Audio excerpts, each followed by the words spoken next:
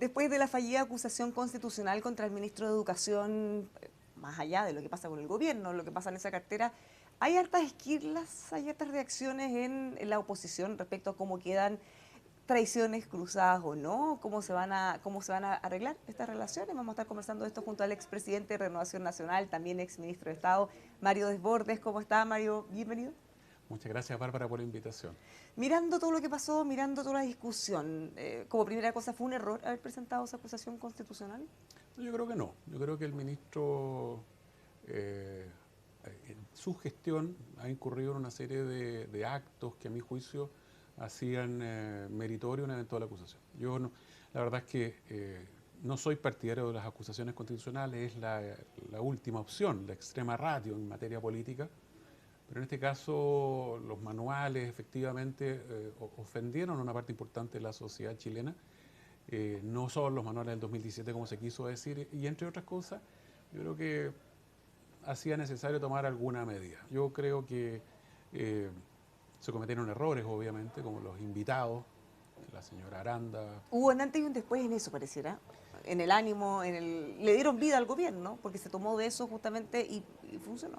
Se Sí, desvirtuó la no acusación. estaba en cuestión la opción sexual del ministro, que no sé cuál sea, y no es tema, no debe ser nunca tema. Pero en la exposición, Y efectivamente ahí se produce una discusión que bajó muchísimo el nivel de lo que se estaba planteando. Pero yo creo que había que separar si hay mérito o no para la acusación. En las acusaciones siempre se producen intervenciones de los parlamentarios o de algunos invitados que se salen del marco de la acusación misma. Tenemos decenas de acusaciones en el último tiempo. Y uno siempre tiene que ser capaz de no oír ese ruido externo y atender al mérito de la acusación. Yo creo que Bópoli se equivocó en eso ayer, pero bueno, eso es parte también de un problema que tenemos estructural. Chile Vamos no tiene hoy día un comité, no hay un secretario ejecutivo, no funciona con regularidad como lo hacíamos antes. Teníamos reuniones los lunes, nos juntábamos, nos poníamos de acuerdo en los grandes temas políticos, discutíamos las diferencias, de repente nos agarramos de las mechas entre nosotros, puertas cerradas, solucionamos los problemas y eso es algo que tenemos que recuperar urgente dentro de la coalición. Es fundamental que Chile Vamos recupere su estructura, recupere su orgánica y empiece nuevamente a funcionar como una coalición, como lo está haciendo la de gobierno obligada todos los lunes cuando los citan, ¿no es cierto?, a los presidentes y secretarios generales de la moneda. No puede ser que los partidos de gobierno tengan una orgánica, se estén reuniendo y los de oposición, la verdad es que no hay un mínimo de coordinación. o sea, no hay cada partido va por su lado y no se coordinan de ninguna manera. Entiendo que hay conversaciones entre los presidentes y los secretarios generales, pero no Ya, pero hay, conversaciones de pasillo, aisladas, sí, hay no llamados una instancia telefónicos, como de coordinación. no hay una instancia como hacíamos los lunes con conferencia de prensa después. Incluso la conferencia te obligaba Alinearse. a alinearse, a discutir los temas, los puntos de vista. Y eso marcaba una hoja de ruta a los partidos para la semana completa. ¿Y por qué se perdió? Porque si era algo que se hacía constantemente, ¿por qué se deja de hacer? Mira, reconozco que se perdió durante el gobierno del presidente Piñera, siendo yo mismo presidente. Empezamos la diferencia entre los partidos y la reunión de la moneda empezó a absorber la otra. Entonces, obviamente, claro, no había reuniones de Chile Vamos, pero teníamos las reuniones en el Palacio con el ministro del Interior y nos juntábamos secretarios generales y presidentes en este Claro, salón claro, entre no es lo pares. mismo una reunión de alianza gobierno que de Claro, coalición, digamos. claro. Y por lo tanto, tenemos todos que hacer ese mea culpa y reconstruir y reafirmar la coalición como una cosa más estructural, no solamente Un un conjunto logo. partido. Claro. Ahora, el diputado Chalper, que tuvo un rol protagónico en esta acusación, decía que Evópoli le había dado una puñalada en el corazón a Chile Vamos. Sí, una frase bien dura, pero yo creo que hoy en Renovación hay un malestar generalizado con Evópolis. Eso es así. Eso es así. ¿Y por Claro. esto venía de antes? Por esto fundamentalmente porque el día anterior a que se vote se cambia de posición. Yo creo que se equivocó Evópolis, se equivocó mi amigo Francisco Undurraga. Creo que tienen que recapacitar en esto porque así no se construyen las confianzas, se destruyen las confianzas. Y en eso el diputado Chalper, más allá de la frase misma, ¿no es cierto?, que pudo haberse usado una frase quizás menos categórica, yo creo que tiene razón en cuanto a que las confianzas se resintieron y esto es algo que hay que trabajar urgente. Hay algunos parlamentarios que dicen esto no puede quedar así, tiene que tener consecuencias, debería tener alguna consecuencia para Evópoli.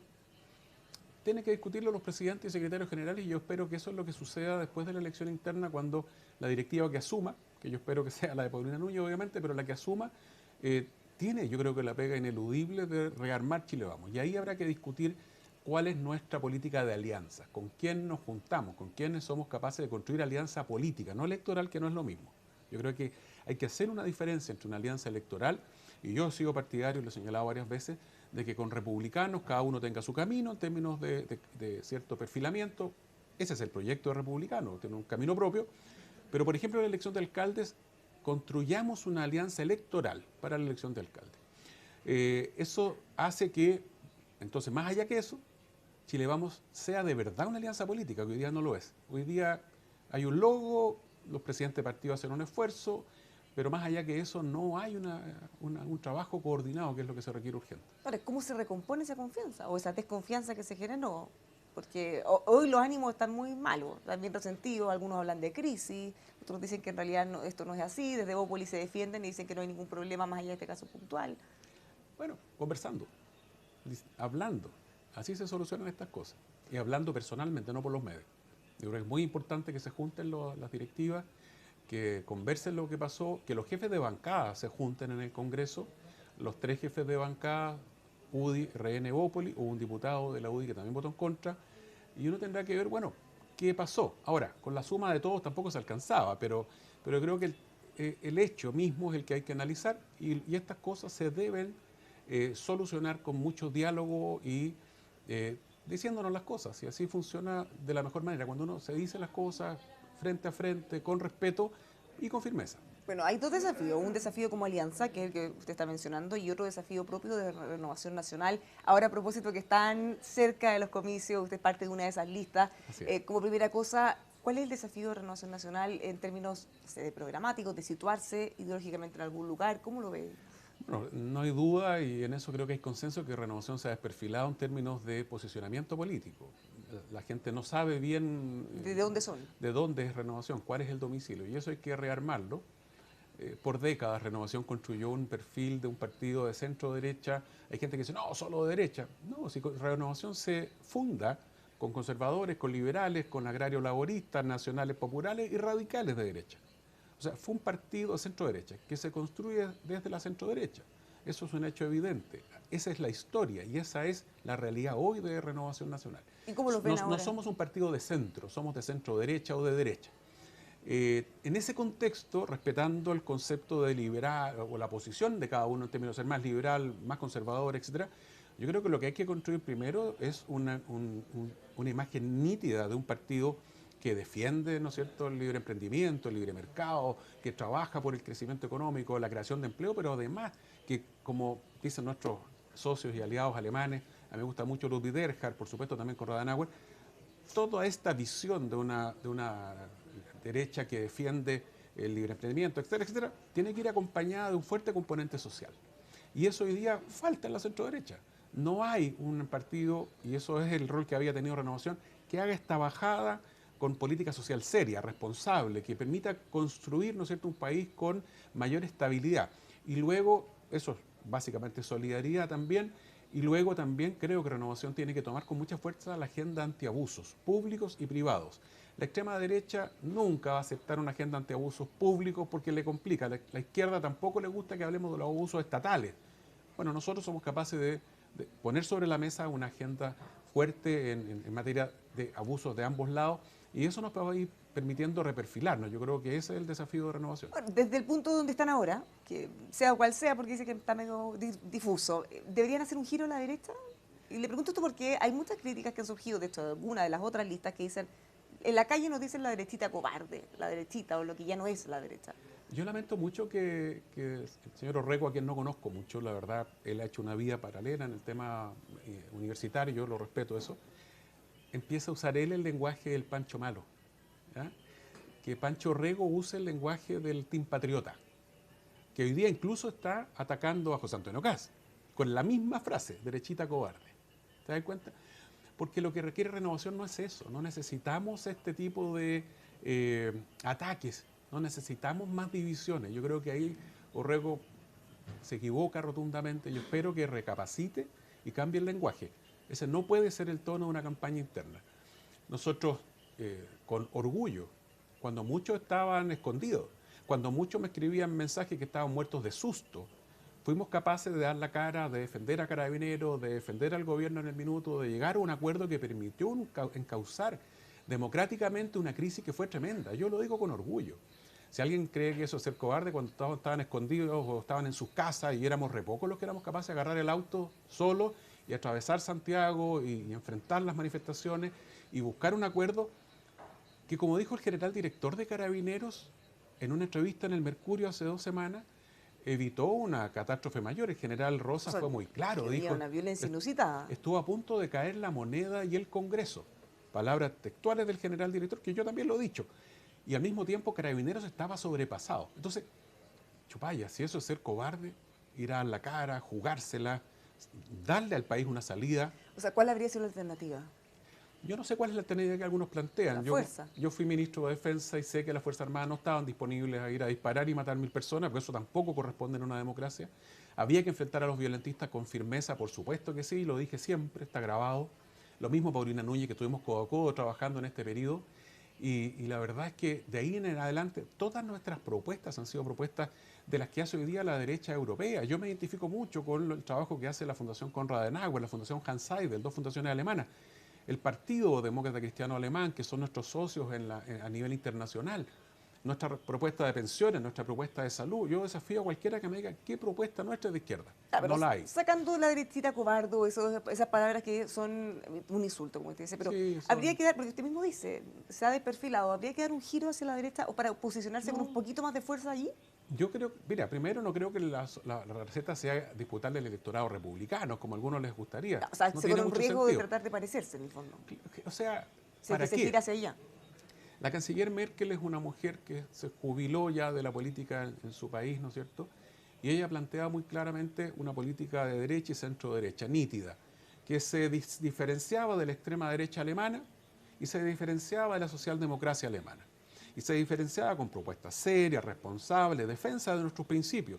Yo no soy partidario de una sociedad donde el Estado lo haga todo, donde aplaste, ¿no es cierto?, al libre emprendimiento. Hoy día, y lo digo con todas sus letras, este gobierno, por sobreideologización, ha frenado decenas de proyectos de inversión que deben ser aprobados, que cumplen todos los estándares ambientales. Pero como ellos tienen una posición anti-emprendimiento, han frenado muchos proyectos. Bueno, eso no lo podemos tolerar como centro-derecha, pero al mismo tiempo tenemos que ser capaces de hacer propuestas sociales firmes, de hacer propuestas sociales concretas en salud, en pensiones y en tantas otras cosas más. Entonces, eso es lo que tiene que hacer Renovación Nacional, en mi opinión, lo hemos conversado con Paulina. Desde nuestras ideas de centro-derecha, dialogar, conversar, intentar buscar acuerdos, defender lo que creemos, que no es lo mismo que, no sé, a bailar al ritmo que plantea el señor Milei, que dice que ojalá no haya Estado y que tú te hagas cargo de la vereda en la parte del frente. La lógica de Milei y de muchos en Chile que creen en el laissez-faire, ¿no es cierto?, manchesteriano, o sea, que dejar hacer y que la economía se arregle por sí sola, no habríamos podido frenar la pandemia. Si la pandemia, nosotros todos, desde la persona que vivía en Los Arnechea hasta el que vivía en Cerro Navia, se fueron a vacunar, ¿dónde? Al consultorio estatal. Entonces hay que tener un justo equilibrio en este tipo de cosas y la derecha moderna es lo que plantea. Mis referentes son el PP de España, el Partido Demócrata Cristiano Alemán, etcétera. ¿Qué falencias ve en la directiva actual en esto? ¿Por qué hemos llegado a donde estamos? ¿O por qué el partido ha llegado a donde está? Muchas veces tuvimos un discurso muy duro en unas cosas, no tuvimos posiciones en otras, hubo frases desafortunadas como que estábamos, por ejemplo, por un órgano estatal que pagara las pensiones, como señaló en algún minuto el presidente saliente, que generaron un ruido muy fuerte, Nosotros somos partidarios en materia de pensiones, por ejemplo, para mí hay 2 reglas básicas que no se pueden transar. Uno, propiedad. La gente es dueña de sus ahorros previsionales. Ese es en la primera línea roja. Claro. Segunda línea roja, la libertad para elegir. Que la ciudadanía elija quién le administra su plata. Yo no soy partidario, no podemos tolerar desde Renovación Nacional que se nos pretenda imponer a que todos tenemos que ir, ¿no es cierto?, a un ente estatal porque lo decidió el gobierno del presidente Boric. No, ¿cuál es el temor que tiene la izquierda de que la ciudadanía elija? Entonces nosotros tenemos que, por ejemplo, en esa materia ser muy categóricos. Propiedad y libertad. ahí se equivocó rotundamente en su minuto el presidente del partido, se le dijo, cometió este error, ¿no es cierto?, que se hizo en plena campaña en un tema sensible. Errores como eso nos han costado muchas veces más allá de lo que uno hubiera querido, pero en materia de seguridad, por ejemplo, efectivamente el republicano ha logrado instalar un discurso en términos homogéneos, mucho más claro. Nadie discute que, en mi caso, y yo lo converso con gente republicana, nadie discute que Mario Desbordes está en el tema de seguridad clarito, voy a los programas de televisión, estoy con ustedes, ¿no es cierto?, el ex carabinero, etcétera. Yo tengo un discurso súper claro, pero el partido no logró instalar un discurso claro y Chile Vamos tampoco, y por eso la ciudadanía probablemente vota masivamente por republicano. Del voto republicano, que es aproximadamente un 30% del electorado que votó, tenemos 3 millones de personas que o anularon o votaron en blanco, la mitad de ese electorado no es un electorado cautivo de republicanos, es una persona que va a votar con una buena propuesta por Renovación, la UDI, en una elección más adelante, y por lo tanto es un tema que tenemos que trabajar, el voto blanco, etcétera. Tenemos que enfrentar una elección municipal que es lo inmediato y que tenemos que recuperar comunas donde los alcaldes o alcaldesas, como la señorita Gracia Hasler, lo han hecho pésimo. Esa es otra tarea inmediata. Y para eso, bueno, este relato bien construido, bien armado, coherente, es fundamental. ¿Cómo ve usted el escenario de las listas que conocemos hasta ahora? ¿Qué le parece que Carlos Larraín vuelva eventualmente a primera línea? O sea, está en la lista de Francisco Rego como vicepresidente. Está bien, está en su derecho. Mira, Carlos Larraín nunca ha desaparecido de la política. Siempre ha sido muy cercano a la actual directiva, ha estado muy presente en la actual directiva y está bien, está en su derecho. Yo creo que Carlos Larraín es una persona que tiene sus puntos de vista que yo respeto, no todos los comparto.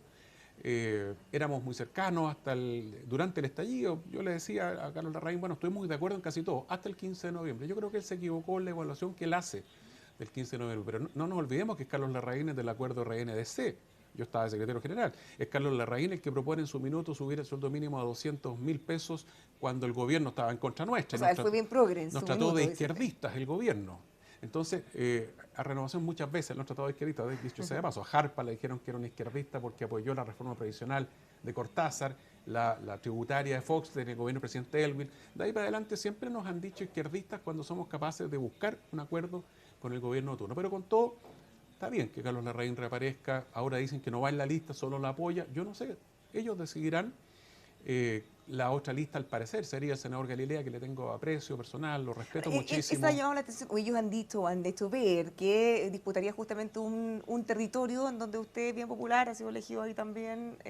¿Hay una disputa ahí territorial que podría afectar en la elección? No creo. Yo respeto mucho a esa lista, bueno, a las dos listas. Yo espero que la lista... Estamos hablando de la lista de Rodrigo Galilea y el senador García, Andrea Valladares. Enhorabuena, si yo creo que mientras más... pero no la ve como competitiva, entonces. Por supuesto, son todas competitivas. Yo no me siento ganador ni menosprecio a ninguna de las listas. Yo creo que hay que tener mucho cuidado en eso. Yo respeto a las otras listas. Yo creo que lo importante es que hagamos una elección con altura, con propuesta. Ojalá recapaciten la lista de Orrego, él y Camila Flores, que también ha tenido unas frases muy duras que me sorprendieron mucho. Y no busquen propiciar una guerrilla, ¿cierto?, que termine dañando al partido. Todas las listas son meritorias, y si hay 4 listas, como se especula incluso, enhorabuena, porque cuando son solo 2 es más polarizado, suele ser más polarizado. Además que hay segunda vuelta, podría haber, lo que pasa es que las veces anteriores no fue necesario. Yo creo que en la lista porque habían 2 en general, yo creo que la lista de Rodrigo Galilea, un tremendo senador, Pepe García, gran senador, bueno, espero yo que les ganemos, por supuesto, y vamos a hacer propuestas y vamos a integrar gente que nos permite presentarle a la gente de Renovación una lista muy potente con Paulina Núñez. Paulina es una mujer con una trayectoria espectacular. Renovación es el único partido de los grandes, de los tradicionales, que nunca ha tenido una mujer presidenta. Ella lo destacaba. Y yo creo que eso es un tema, un debe de Renovación, pero yo no la apoyo a ella solo porque es mujer. Me interesa ese tema, me parece que es un tema importante.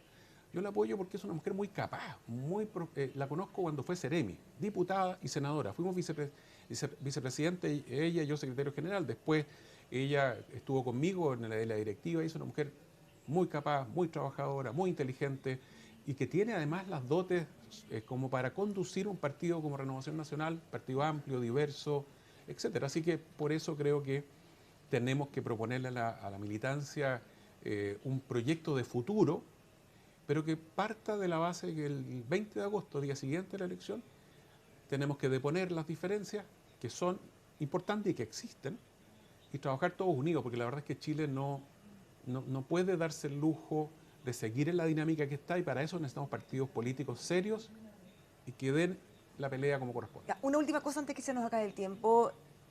¿Cómo deberían enfrentar o cómo deberían tratarse con el gobierno en este momento que están, no sé si perdiendo un hilo, pero pasando por un momento súper complejo? Hay muchas reformas que están ahí a la espera de llegar a acuerdos. Algunos Sí. quizá dirán hay que aprovechar el momento y negarse a todo. Otros dirán quizá hay que aprovechar la oportunidad para poder correr el cerco un poco más hacia su lado. ¿Cómo A ver, ven? yo creo que en lo general hay que hacer oposición firme a este gobierno porque este gobierno la verdad que no ha sido capaz de tender la mano de manera sincera a la oposición. Este gobierno muchas veces dice, oiga, le hago un llamado a la oposición, pero después te pone sobre la mesa todos sus puntos de vista y no acepta negociar nada. En materia de seguridad, yo valoro el trabajo de Karina Toá, pero por favor, cada vez que anuncian algo, después terminan escribiendo todo lo contrario. Los militares en el norte siguen con las manos amarradas.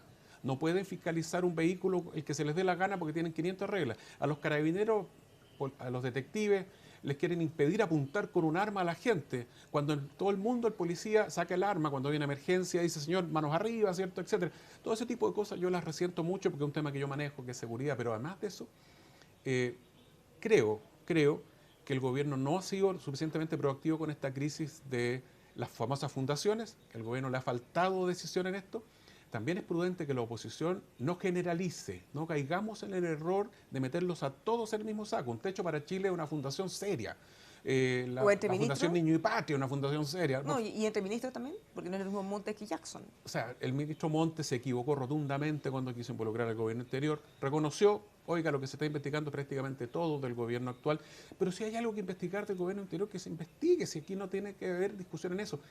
A propósito, Bárbara, ojalá inviten al Contralor actual, que le quedan 6 meses de gestión, y le digan al Contralor Bermúdez, oiga, Contralor, déjenos por favor el listado de cosas que usted necesita que hagamos. Porque yo lo escuché al Contralor hace 3 años, nos pidió cosas tan elementales como que el Contralor tenga acceso a las cuentas corrientes de las corporaciones municipales, de los municipios, de los ministerios.